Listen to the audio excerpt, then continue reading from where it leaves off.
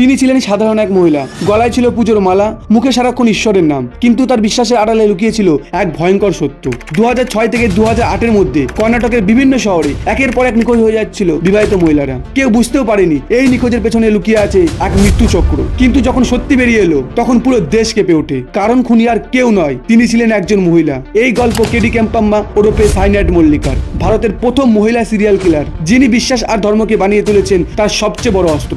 আজকের গল্প সেই নারীর যিনি একের পর এক মহিলাকে নিয়ে গেছেন পুজোর নামে আর ফিরিয়ে দিয়েছেন শুধু মৃতদেহে। ভিডিওটা এক সেকেন্ডও মিস করবেন না, কারণ আপনি যা ভাবছেন সত্যি তার চেয়েও ভয়ঙ্কর।